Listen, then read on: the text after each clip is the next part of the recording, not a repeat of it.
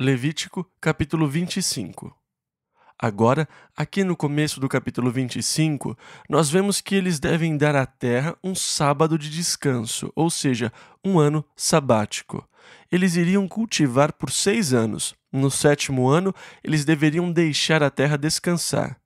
É sério, eu gosto das leis de Deus. Veja, você tem vários feriados de 7 dias espalhados durante o ano.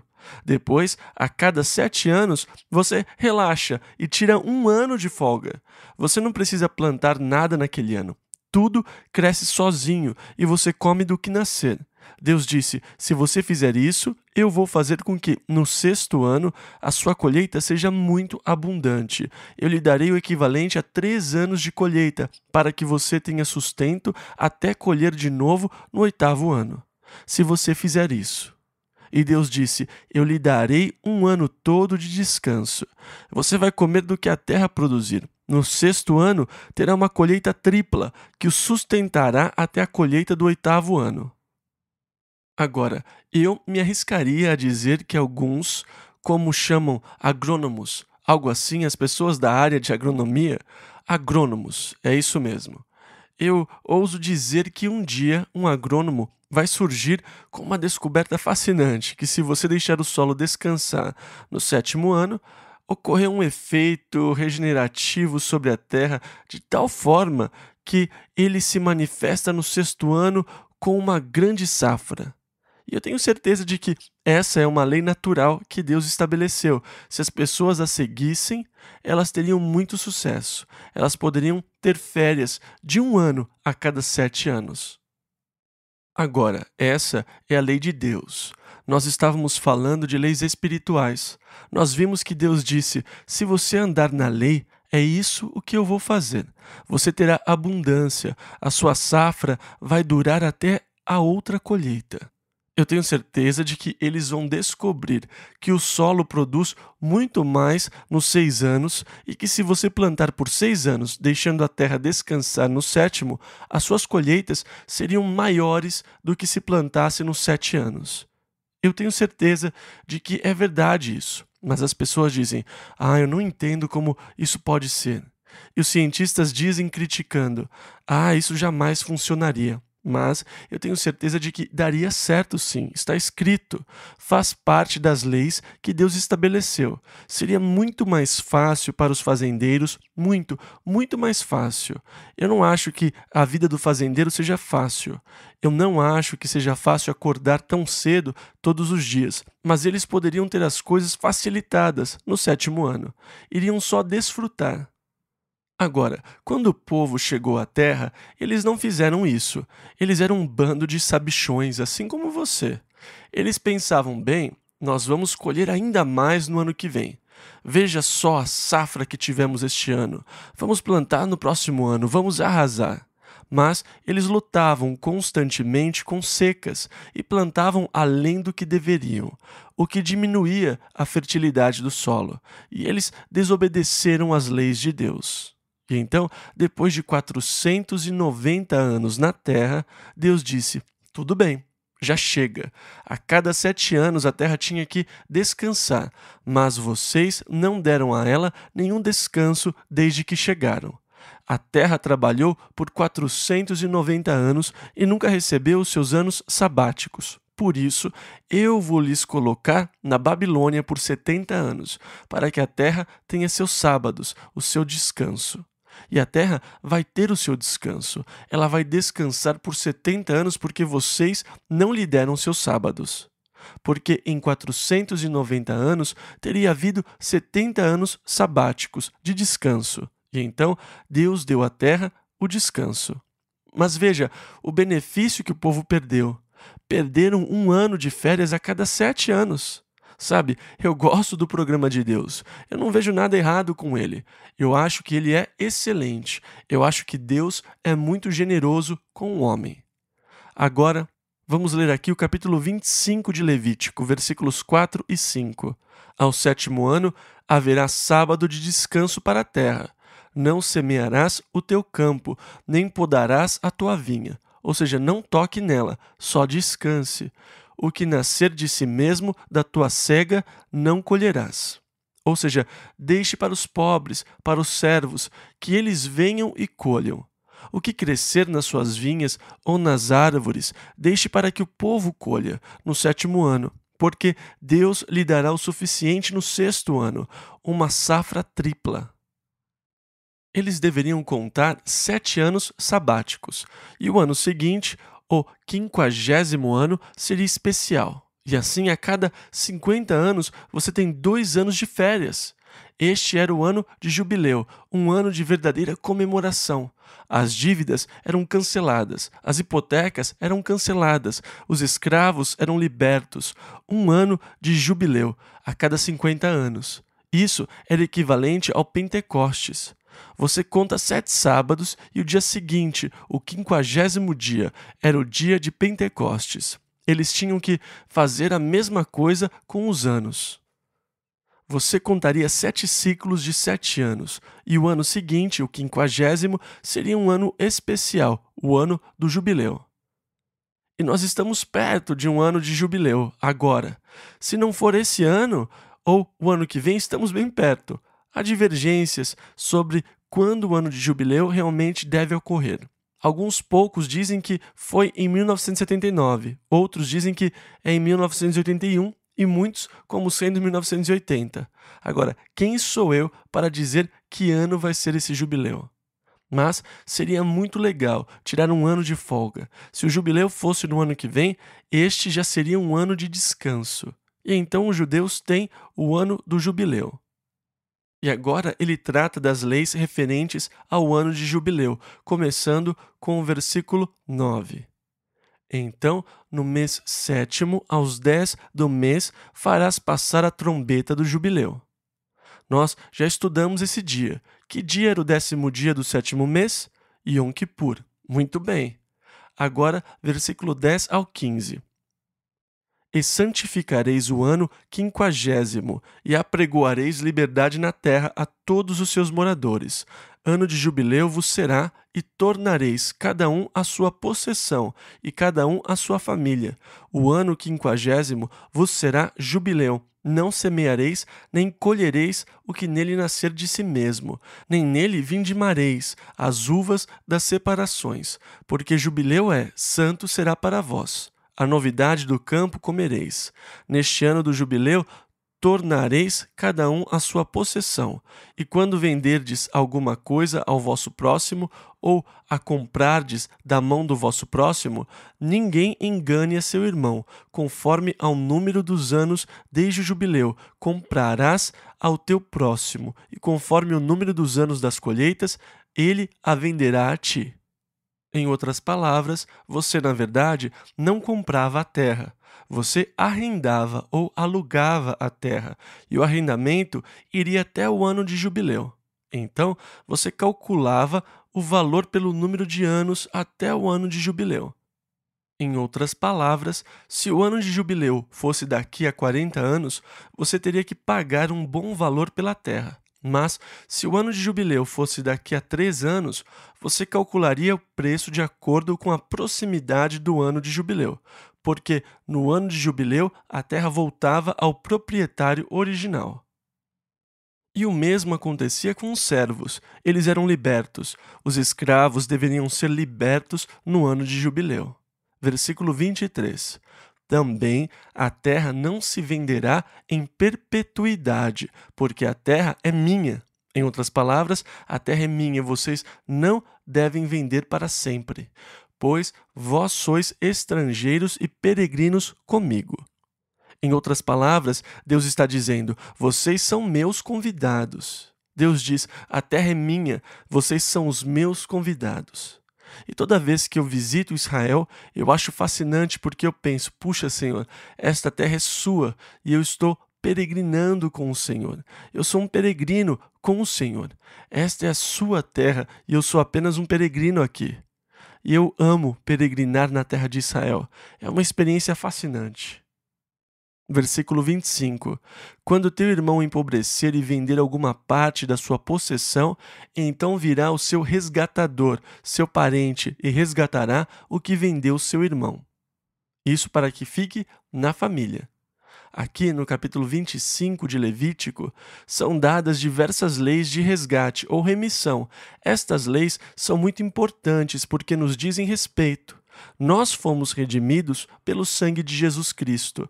A ideia é ser liberto no 7º ano, ou no ano de jubileu. Se você comprasse um escravo judeu, ele o serviria por 6 anos. No 7º ano, ele seria libertado. Agora, existe um padrão interessante no sistema de servidão de 6 anos, em que o 7º ano é o ano da liberdade, de libertar.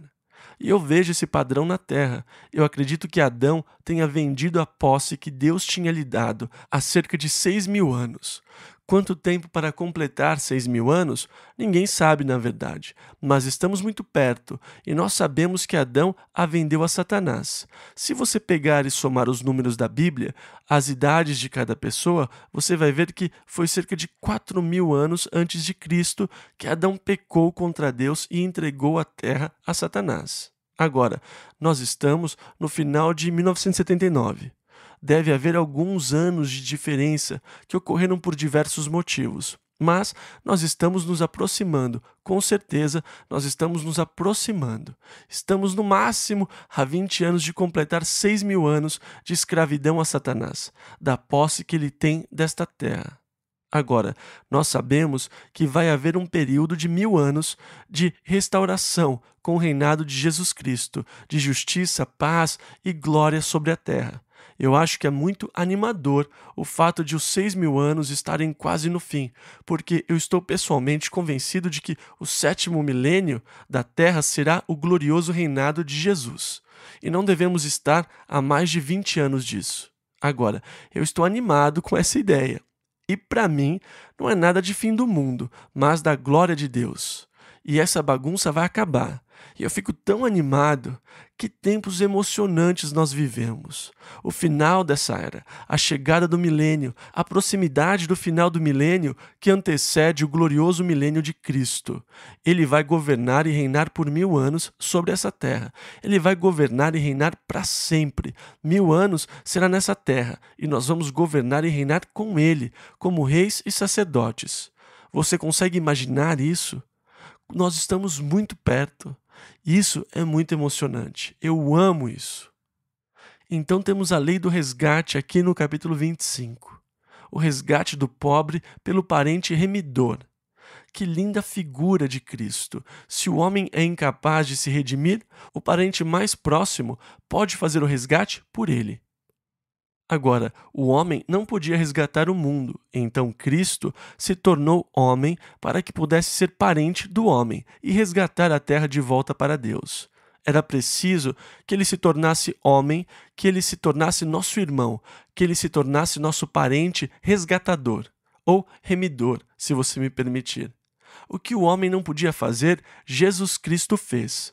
Em Apocalipse, lá no capítulo 5, quando chegamos ao céu, nós vemos uma cena maravilhosa.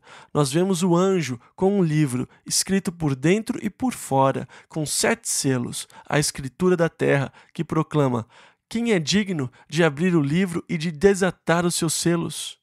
E aqui está a redenção. Adão entregou o mundo a Satanás.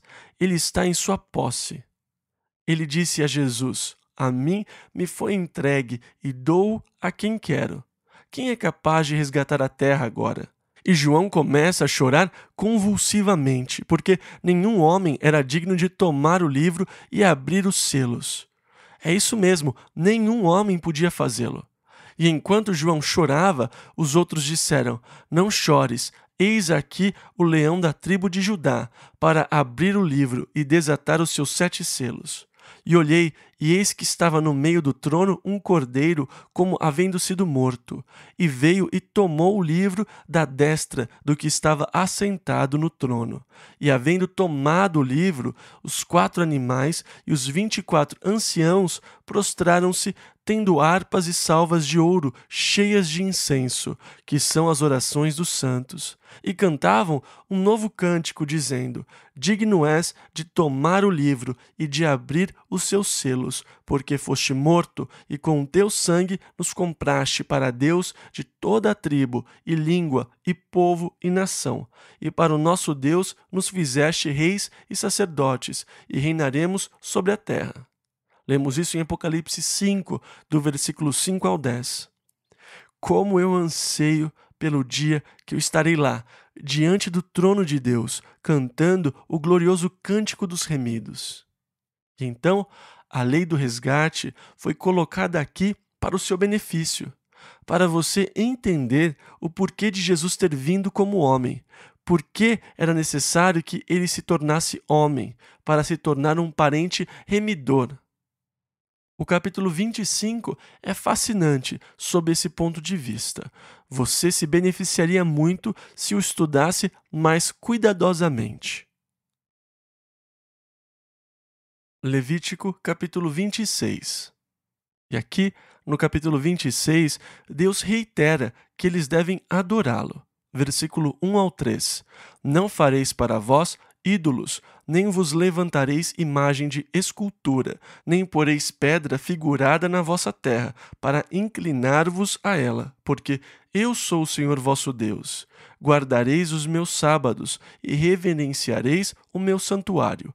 Eu sou o Senhor. Se andardes nos meus estatutos e guardardes os meus mandamentos e os cumprirdes. Ande, guarde e cumpra.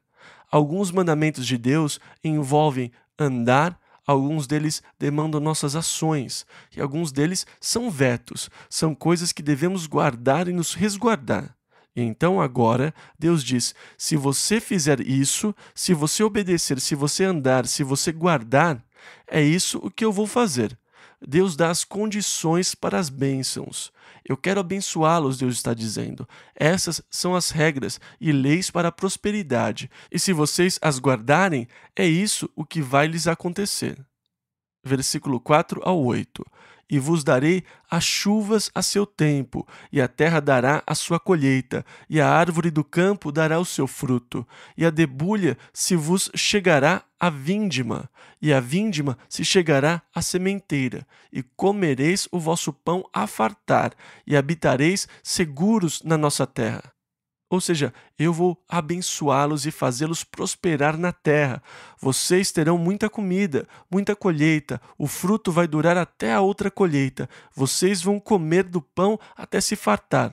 E não é só isso. Também darei paz na terra, e dormireis seguros, e não haverá quem vos espante.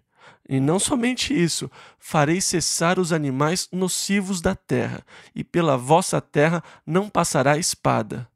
Então eu lhes darei paz na terra, não tenham medo, a espada não passará na terra. E perseguireis os vossos inimigos. Eu lhes darei poder, e cairão a espada diante de vós. 5 de vós perseguirão a 100 deles, e 100 de vós perseguirão a 10.000, e os vossos inimigos cairão a espada diante de vós. Vocês lembram da história de Gideão? 300 homens cercaram os midianitas, eram 132.000 midianitas. Vossos inimigos cairão a espada diante de vós. Versículo 9 ao 12. E para vós olharei, e vos farei frutificar, e vos multiplicarei, e confirmarei a minha aliança convosco. Este versículo se refere aos filhos e netos. Vocês terão lindas famílias. Eu os farei frutificar e multiplicar de novo, uma promessa de fartura. E comereis da colheita velha, e há muito tempo guardada, e tirareis fora a velha por causa da nova. Em outras palavras, as suas colheitas vão durar tanto que vocês ainda vão estar comendo dela quando colherem a próxima. E porei o meu tabernáculo no meio de vós. Essa é uma promessa da presença de Deus. E a minha alma de vós não se enfadará. E andarei no meio de vós, e eu vos serei por Deus, e vós me sereis por povo. Que lindo privilégio nacional é oferecido ao povo. As bênçãos de Deus para o povo são de fartura, paz na terra e poder. a posteridade abençoada. E além de tudo isso, a presença de Deus vai estar no meio do povo. Deus vai andar com eles e habitar com eles. O que mais um povo poderia querer? A única condição era: agora que vocês têm meus estatutos, andem neles. Agora, se vocês têm meus mandamentos, guardem-nos, e vocês terão tudo aquilo. Agora, as três coisas que Deus prometeu, prosperidade, paz e poder, são as coisas que o homem busca hoje. Mas Jesus mostrou a loucura de buscar essas coisas. Ele disse em Mateus 6, versículos 32 e 33: Porque todas estas coisas os gentios procuram, mas buscai primeiro o reino de Deus e a sua justiça, e todas estas coisas vos serão acrescentadas. É isso que Deus diz aqui. Se vocês me seguirem, se vocês me obedecerem, se vocês confiarem em mim, eu farei isso tudo por vocês. Mas observe que essas coisas estão invertidas nas nossas mentes e nos nossos conceitos. Nós estamos tão ocupados buscando essas coisas que não temos tempo para buscar a Deus. Ah, Senhor, eu gostaria de buscá-lo de verdade, mas eu não sei como pagar por essa televisão nova se eu não pegar o trabalho aos domingos.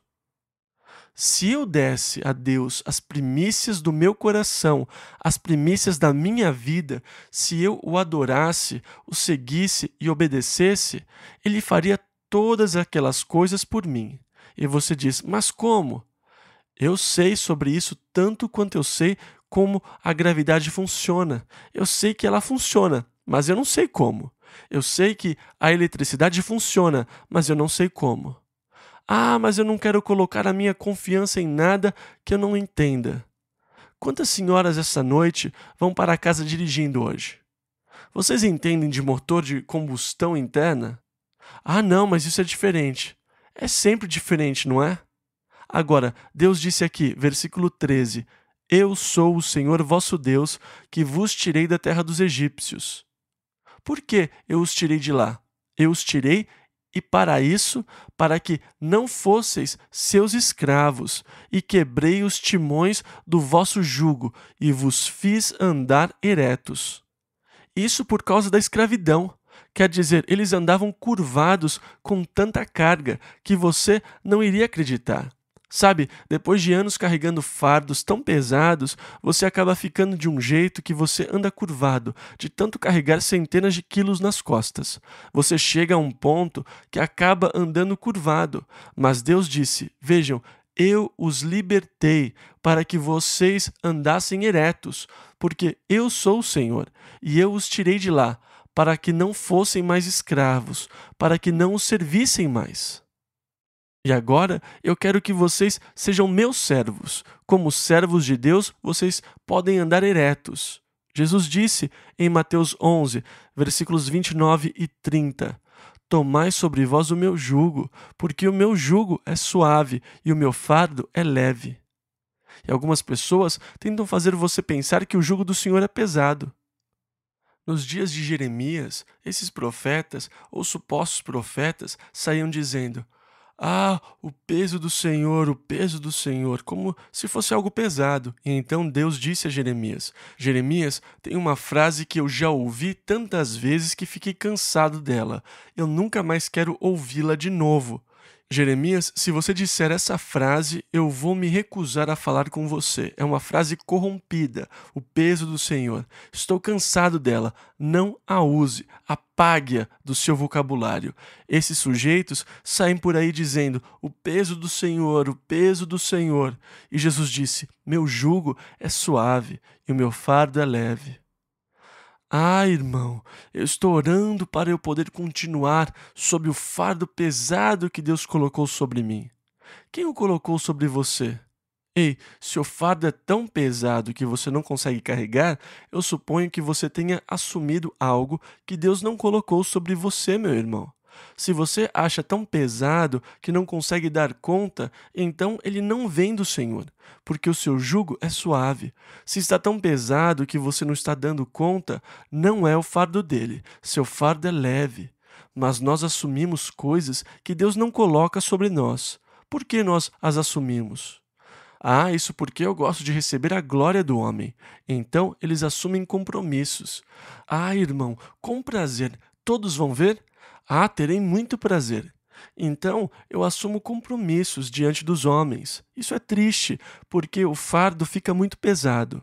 Ah, servir ao Senhor é um fardo pesado. Não, não mesmo. Servir na carne é um fardo pesado, mas servir ao Senhor é glorioso. O seu jugo é suave e o seu fardo é leve. Agora, se o fardo é extenuante, livre-se dele.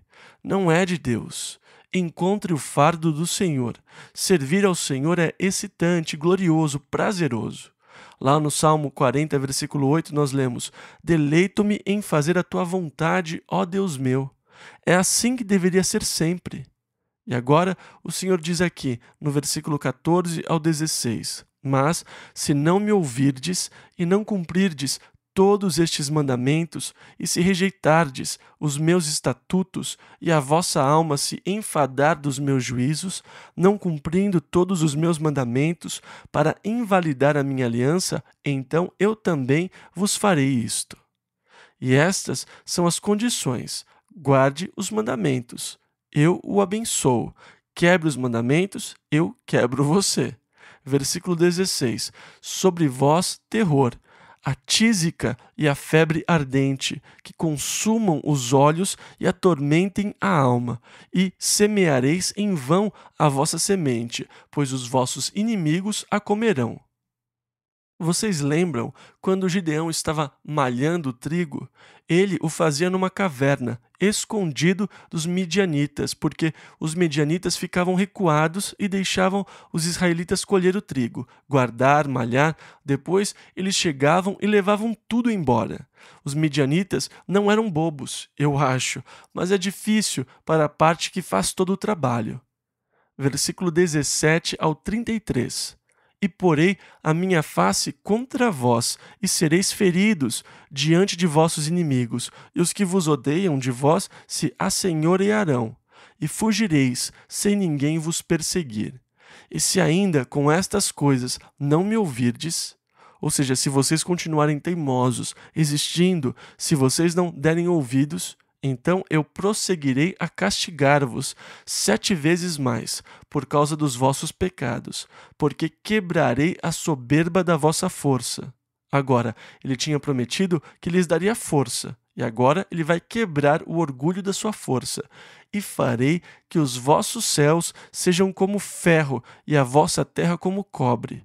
Ele iria fazer a terra produzir em abundância, mas agora ele vai tornar a terra dura como cobre. E em vão se gastará a vossa força, a vossa terra não dará a sua colheita, e as árvores da terra não darão o seu fruto. E se andardes contrariamente para comigo, e não me quiserdes ouvir, trar-vos-ei pragas 7 vezes mais, conforme os vossos pecados, porque enviarei entre vós as feras do campo, as quais vos desfilharão e desfarão o vosso gado, e vos diminuirão, e os vossos caminhos serão desertos. Se ainda com estas coisas não vos corrigirdes voltando para mim, mas ainda andardes contrariamente para comigo, eu também andarei contrariamente para convosco, e eu mesmo, vos ferirei 7 vezes mais por causa dos vossos pecados, porque trarei sobre vós a espada, que executará a vingança da aliança, e ajuntados sereis nas vossas cidades. Então enviarei a peste entre vós, e sereis entregues na mão dos inimigos. Quando eu vos quebrar o sustento do pão, então 10 mulheres cozerão o vosso pão num só forno, e devolver-vos-ão o vosso pão por peso, e comereis, mas não vos fartareis. Na verdade, vocês vão ter fome constantemente. E se com isso não me ouvirdes, mas ainda andardes contrariamente para comigo, também eu para convosco andarei contrariamente em furor, e vos castigarei 7 vezes mais por causa dos vossos pecados. porque comereis a carne de vossos filhos e a carne de vossas filhas, e destruirei os vossos altos, e desfarei as vossas imagens, e lançarei os vossos cadáveres sobre os cadáveres dos vossos deuses. A minha alma se enfadará de vós. E reduzirei as vossas cidades a deserto, e assolarei os vossos santuários, e não cheirarei o vosso cheiro suave. Eu não aceitaria mais os seus sacrifícios, e assolarei a terra, e se espantarão disso os vossos inimigos que nela morarem, e espalhar-vos-ei entre as nações, e desembainharei a espada atrás de vós, e a vossa terra será assolada, e as vossas cidades serão desertas. Agora, o que é a parte histórica da Bíblia, no Velho Testamento? A história que lemos é o cumprimento do que Deus disse. Enquanto eles buscavam ao Senhor, Deus os fez prosperar e os abençoou. Eles foram fortes, habitaram em paz e tiveram fartura. Mas, quando eles abandonavam o Senhor, Deus os abandonava.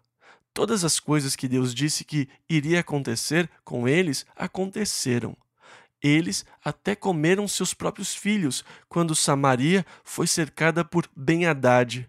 Tudo isso aconteceu e, finalmente, como Deus disse, eles foram dispersos entre todas as nações do mundo. Deus cumpriu literalmente as coisas que disse que faria com eles. Ele as fez. A terra, as cidades ficaram desoladas por séculos. Agora, também é interessante andar pela terra de Israel porque você vê montanhas com aspectos interessantes e que, na verdade, não são montanhas.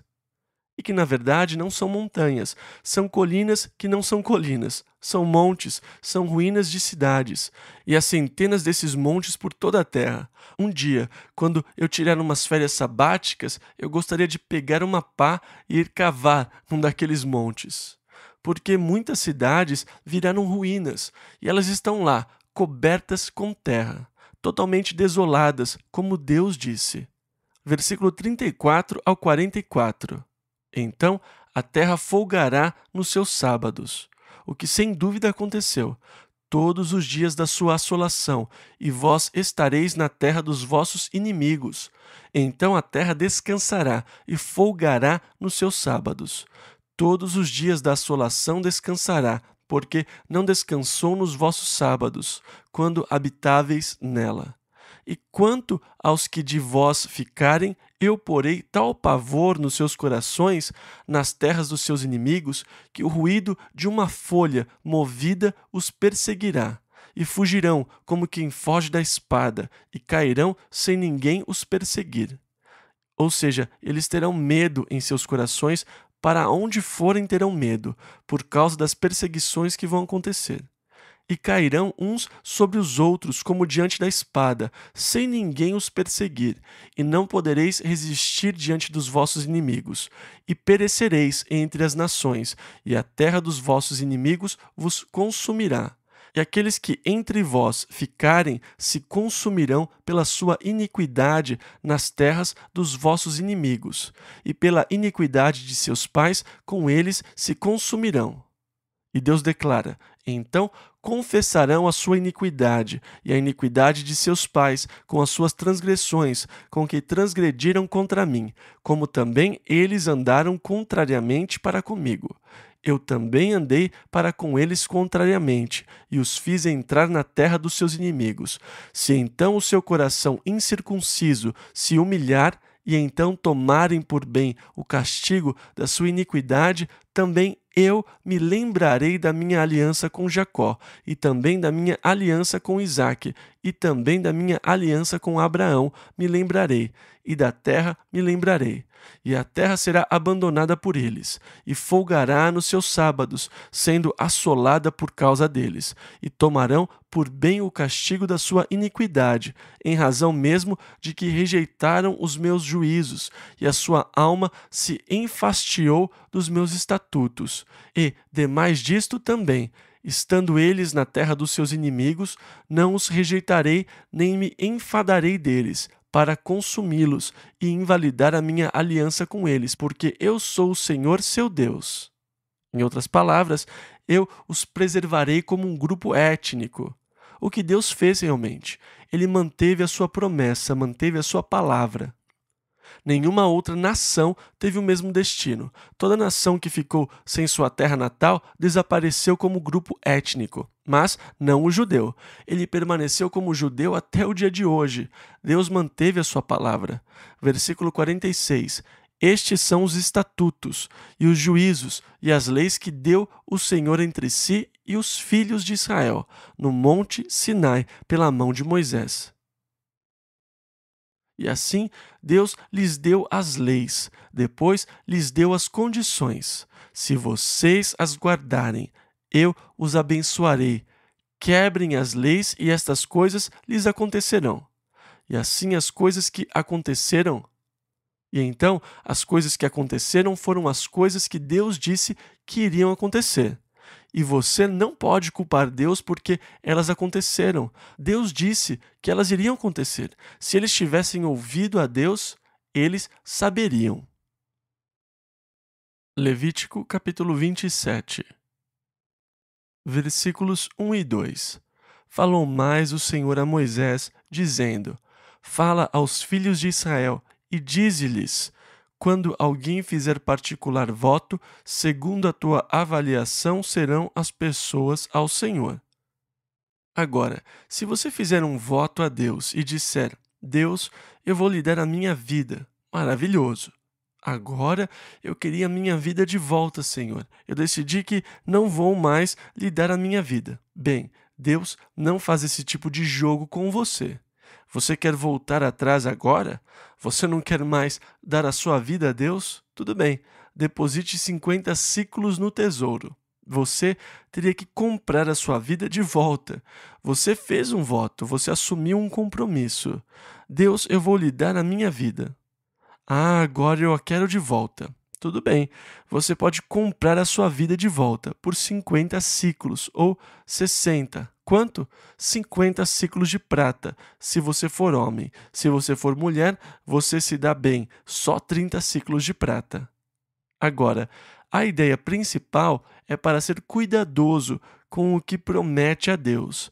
Vocês sabem que a Bíblia diz: sejam tardios no falar. Então, pensem bem as palavras. O salmista disse: guardarei os meus caminhos para não pecar com a minha língua.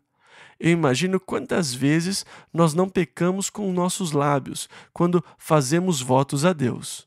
Agora, a Bíblia diz em Eclesiastes 5, versículo 5: melhor é que não votes do que votares e não cumprires. Deus não exige que você faça votos. Então é melhor não fazê-los do que fazer um voto a Deus e depois quebrá-lo, porque Deus leva você a sério. Agora, e se nas transações nós tratássemos todos como nós tratamos Deus? Amigo, eu queria lhe dar o meu carro. Aqui, deixe-me assinar o papel da entrega. Glória a Deus, isso é maravilhoso. Eu preciso de um carro. Aí, no dia seguinte, eu volto e digo: eu decidi que eu não quero mais lhe dar o meu carro. Eu quero de volta. Mas, cara, eu já coloquei pneus novos nele. Bem, eu quero de volta, quero o meu carro. Nós sempre fazemos isso com Deus. Deus, eu quero lhe dar isso. Senhor, eu quero de volta. O Senhor leva a sério. Isso, para Ele, não é brincadeira. Bem, se você quer de volta, pague o quanto ele vale. Esse é o assunto desse capítulo. Se você voltasse atrás em qualquer voto que tivesse feito a Deus, qualquer coisa que você tivesse lhe prometido, Deus iria lhe cobrar. Você teria que pagar o valor estimado do voto. Você não pode pegar de volta o que deu a Deus. Ele não devolve fácil assim. Você tem que comprar de volta o que você deu a Deus, se você quiser ficar para você. Então, o capítulo começa com a vida da pessoa que fez um voto. Ah, Deus, a minha vida é sua, eu lhe dou a minha vida. Tudo bem, eu aceito. Não, Deus, eu a quero de volta. Tudo bem, pague 50 ciclos. Ah, Deus, eu lhe dou meu cordeiro. Senhor, o cordeiro é seu. Ótimo, eu aceito. Ah, Senhor, ele cresceu forte e bonito. Ah, eu poderia ficar com ele? Tudo bem, pode comprar de volta. Mas veja, se você comprasse de volta, você não apenas teria que pagar o valor do voto, mas teria que acrescentar 20%. Deus queria os juros sobre o que era dele. Não é tão fácil. Os bancos ainda não cobram essa taxa de juros. Deus disse: acrescentará a sua quinta parte. E então, o capítulo 27 descreve as coisas que foram dedicadas a Deus. Deus as aceitou, elas pertencem a Ele. Deus as considera como de sua propriedade. Agora, se você quer voltar atrás, tomar e voltar, Deus vai permitir, mas você tem que pagar por ela. Então, quando você toma algo que foi entregue como voto, você tem que pagar uma taxa adicional de 20% ao Senhor. Ele descreve as diversas idades para calcular os valores, e você não podia fazer trocas com Deus. Digamos que você deu um carneiro a Deus. Se ele crescesse e ficasse bem bonito, você não podia trocá-lo por um que fosse magro e enfermo. Deus não admitia isso. Então, se você tentasse trocar, ambos pertenceriam a Deus. Não tem cambalacho com Deus. Ele não aceitava esse tipo de coisa. Se você tentasse fazer isso, você iria arranjar uma dor de cabeça, porque ele iria ficar com os dois. E ele continua e explica como fazer para dedicar algo a Deus e como tomá-lo de volta. Ele diz o que fazer para tê-lo de volta. Agora, quanto aos primogênitos, esses pertenciam automaticamente a Deus. Deus tinha reivindicado o primogênito de tudo. O primeiro carneiro, bode, o primeiro que nascesse de um animal pertencia a Deus.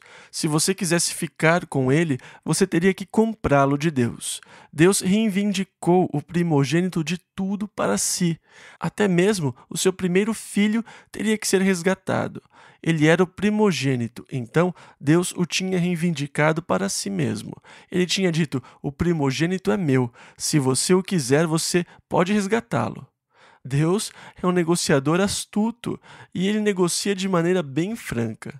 E então, como os primogênitos dos animais já eram do Senhor, não poderiam ser santificados. Você não podia dedicá-los, porque eles já pertencem a Deus. Seja um boi ou uma ovelha, já eram do Senhor. Versículo 11. E se for algum animal imundo, se fosse o primogênito de um cavalo ou de um animal considerado imundo, você não poderia oferecê-lo a Deus. Você teria que comprá-lo do Senhor. Como primogênito, já pertencia a Deus. E então, se você quisesse ficar com o cavalo primogênito, você teria que comprá-lo de Deus. Deus não queria o cavalo, ele fica com o dinheiro em seu lugar. Versículo 13. Porém, se de alguma maneira o resgatar, então acrescentará a sua quinta parte sobre a tua avaliação. Se não for resgatado, se você não resgatar, você tem que vendê-lo pelo valor da avaliação. Versículo 28 ao 30. Todavia, nenhuma coisa consagrada que alguém consagrar ao Senhor de tudo o que tem, de homem ou de animal, ou do campo da sua possessão, se venderá nem resgatará. Toda a coisa consagrada será santíssima ao Senhor. Ou seja, uma vez dedicada ao Senhor, passa a pertencer ao Senhor. Toda a coisa consagrada que for consagrada do homem não será resgatada. Agora, se você tentar resgatar, certamente morrerá. Também todas as dízimas do campo, da semente do campo, do fruto das árvores, são do Senhor, santas são ao Senhor. E então Deus reivindicou o dízimo de tudo. As primícias, os primeiros 10% pertencem a Deus. O que sobrar é seu. Não adiantava discutir. Os primeiros 10% pertencem a Deus. Agora, veja, Deus considera o dízimo como sendo dele. Se você o retivesse, se você não entregasse o que pertencia a Deus, se você não lhe devolvesse, você teria que acrescentar 20%. Algumas pessoas tomam o dízimo emprestado. Mas, gente, os juros são altos. 20% sobre o dízimo. Porque Deus disse: isso é meu, tire as suas mãos dele, isso me pertence. Se você usá-lo, acrescente a quinta parte, 20%. Versículos 31 e 32. Porém, se alguém das suas dízimas resgatar alguma coisa, acrescentará a sua quinta parte sobre ela, 20%. No tocante a todas as dízimas do gado e do rebanho, tudo o que passar debaixo da vara, o dízimo será santo ao Senhor. Agora, quando você levar o seu rebanho, 1 a cada 10 pertence a Deus. O primeiro que nascer, 1 em cada 10, é do Senhor. São separados. Você não pode trapacear. A fila está andando e você vê que o 10º está chegando e você diz, olha lá, e a fila anda. Não, sem fraudes, sem engano. Versículo 32 ao 34. Tudo o que passar debaixo da vara, o dízimo será santo ao Senhor. Não se investigará entre o bom e o mal, nem o trocará, mas, se de alguma maneira o trocar, tanto um como o outro será santo. Não serão resgatados. Estes são os mandamentos que o Senhor ordenou a Moisés para os filhos de Israel no Monte Sinai. Então, gente, Deus pediu muito. Mas veja o que ele está lhe dando. 3 férias de uma semana por ano, mais um ano de férias a cada 7, mais fartura, mais a sua presença. Eu diria que este é um ótimo negócio. Agora, se você fizer a sua parte, Deus faz a dele. Se você obedecer, isto é o que eu farei, disse o Senhor. No Novo Testamento, nós lemos em Romanos 10:4, porque o fim da lei é Cristo para a justiça de todo aquele que crê. E lá em João 1,17 nós lemos, porque a lei foi dada por Moisés, a graça e a verdade vieram por Jesus Cristo. Lá em Romanos 6,14 também lemos, pois não estáis debaixo da lei, mas debaixo da graça. Isso quer dizer que, agora, nós temos um novo relacionamento com Deus, que não se baseia no que eu faço e como eu vivo. Por isso, se você ler o livro de Hebreus agora, você vai ver que ele é muito interessante sob a perspectiva cristã, porque Hebreus nos mostra que a velha aliança estava baseada na obediência do homem. Porque as Escrituras dizem, lá em Romanos 10, versículo 5, o homem que fizer estas coisas viverá por elas. E então, a velha aliança se baseava na obediência, no cumprimento da lei. Mas o homem falhou. A nação de Israel é um testemunho da falha do homem. Deus, mantendo a sua palavra, os tirou da terra, os espalhou pelo mundo, tornou a terra desolada, mas manteve a identidade nacional do povo judeu. E agora ele cumpre a promessa que fez, de que ele iria lidar com eles novamente e levá-los à terra. Mas, nesse meio tempo, Deus estabeleceu uma nova aliança com o homem e não se baseia mais na velha aliança que dizia: o homem que fizer estas coisas viverá por elas. Mas a nova aliança foi estabelecida pela graça de Deus em Jesus Cristo, nosso Senhor. A nova aliança não enfatiza o que o homem faz, mas o que Deus fez, porque a velha aliança falhou, não porque não fosse boa, não porque não fosse justa. Era uma aliança justa. Nunca olhe para a lei com desprezo. Ah, essa é a lei. Não, espere aí. A lei é santa, justa e boa. É a lei de Deus. Eu consinto com a lei que é boa. E eu leio essas coisas e digo, sim, ela é boa. O meu coração consente com a lei, mas a minha carne se revolta. A minha carne não quer estar sob o jugo da lei. Por isso, em vez de estar alienado de Deus, do seu amor, da vida com Deus para sempre, Deus estabeleceu uma nova aliança com o homem. Na nova aliança, Deus me aceita, mas não baseado no que eu faço, mas no que Ele fez ao enviar o seu único Filho como sacrifício por mim, para levar os meus pecados, para que Deus pudesse me levar a ter comunhão consigo. Agora, a velha aliança falhou por causa da fraqueza do homem. A nova aliança não falha porque Deus não falha. A velha aliança estava baseada no que o homem não conseguia fazer. A nova aliança está baseada na fidelidade de Deus. A fidelidade do homem não conseguiu. A fidelidade de Deus, ela consegue. Ela não falha, porque Deus é fiel. Deus vai fazer o que Ele disse que iria fazer por você, que crê no Senhor Jesus Cristo, ou no senhorio de Jesus Cristo. Você que submeter a sua vida a Jesus Cristo entrará na nova aliança, terá um novo relacionamento com Deus pela fé em Jesus Cristo. Quando você estudar Hebreus, você lerá sobre isso. Uma melhor aliança que está confirmada em melhores promessas, em melhores sacrifícios e melhor sacerdócio. Tudo o que nós temos por meio de Jesus Cristo. E a comparação com o livro de Levítico termina. E como é o final do livro de Levítico? As pessoas estão alienadas de Deus. A aliança que deveria levá-los à comunhão com Deus, na verdade, os separou de Deus e os dispersou pelo mundo. E então, quando a velha aliança falhou, foi preciso que Deus criasse uma nova aliança para que o homem pudesse ser levado a Deus. A nova aliança que Deus estabeleceu e confirmou é por meio de Jesus Cristo.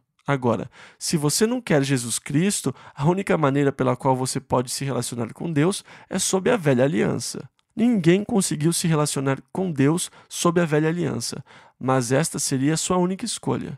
Em Atos 4:12 nós lemos: pois nenhum outro nome há dado entre os homens pelo qual devamos ser salvos. E Pedro disse: o nome de Jesus. E então ele é a nossa esperança, é a base da aliança que nós temos, é a base do nosso relacionamento com Deus. Nós temos comunhão com Deus por ele e pelo sangue da sua aliança. Então, volte e leia Hebreus esta semana.